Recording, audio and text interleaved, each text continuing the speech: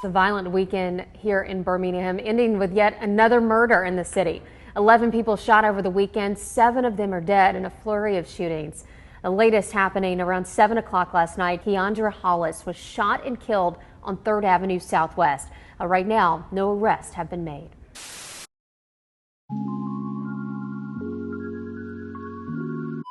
"23-year-old Keondra Hollis, affectionately known as Kiki by friends and family, was a sweet and kind-hearted young woman, the type of person that everyone goes to when they need anything. She had a pure heart and always had good intentions for everyone. She came from a tight-knit family of 8 siblings and was an avid basketball player for most of her life. About a year ago, she became a barber, and in doing so, had found her passion. She had aspirations of becoming a famous barber. Like many people, Keandra looked forward to celebrating Labor Day and decided to spend it with her brother. Never did any of them imagine this would be the last day they would ever get to spend together. Just before 7 p.m. on September 5th, officers were dispatched to the University Crossing Apartments in the 300 block of Martin Luther King Drive in Birmingham. Upon arrival, they encountered distraught citizens who informed them that a woman had been shot while inside of a vehicle and driven to a nearby hospital by a private vehicle. It was a violent weekend here in Birmingham, ending with yet another murder in the city. 11 people shot over the weekend. 7 of them are dead in a flurry of shootings. The latest happening around 7 o'clock last night. Details are still limited. Officers went to Princeton Baptist Medical Center to check on the victim, who was identified as 23-year-old Keondra Hollis. The hospital was in the process of having her transferred to UAB Hospital, but she was sadly pronounced dead at 7:37 p.m. A closer look into the investigation revealed that the shooting took place in the 200 block of 3rd Avenue Southwest, which is University Crossing Apartment. The same complex was the scene of a fatal shooting just 8 days ago. On the day of the shooting, Keandra and her brother, who were extremely close, had gone to the apartment complex to pick up her brother's vehicle.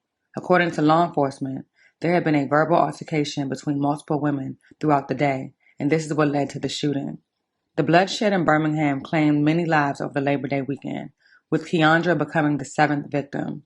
1 person was killed Friday evening, and 4 people were killed in 2 incidents on Saturday. Early Monday, 1 man was killed and another injured at the Quest nightclub. So far this year, 104 people have been slain in the city. The Labor Day weekend gun violence started Friday evening when a man was shot while driving on Arkadelphia Road. His 2 children were in the car with him, one of them hit in the leg by a flying bullet.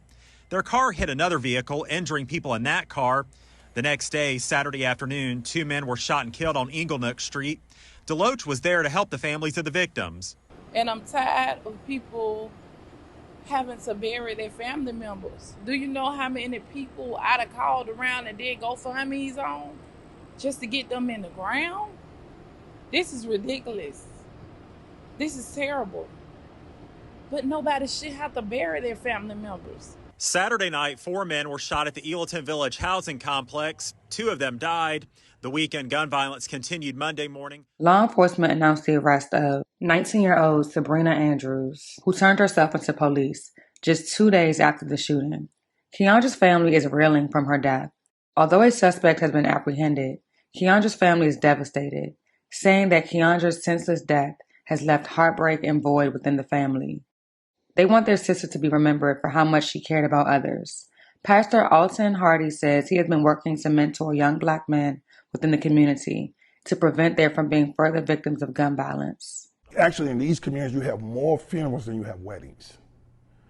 So for us, we just keep doing what we know to do, and by the grace of God, we occasionally, through God and the power of God, a young man will say, yeah, I want to do it the right way. I want to break the cycle. And that, for me, gives me enough energy to come do this interview. Mayor Randall Woodfin, along with city councils, say the city will continue to support efforts to prevent crime as well as enforce the law. He believes these crimes are gang-related and is asking for the gangs to call a truce, to chill out and put the guns down. The city is exhausting all resources to combat crime, and there's only so much they can do. He is asking the city to step up, specifically parents who have direct influence on training how children respond to conflict. They become young teens, young adults. Hitting them back is not necessarily verbal anymore. It's not physical with your hands anymore. it's pick up a gun. That's too prevalent in our community right now, where retaliation, unfortunately, is at an extreme high, and it's so ingrained. How do you stop it? I'm a little lost at words because it really makes me sad to see all this violence and shooting, and you almost feel helpless. A vigil will be held for Keondra on Friday, September 17th at 7 p.m. at Marconi Park.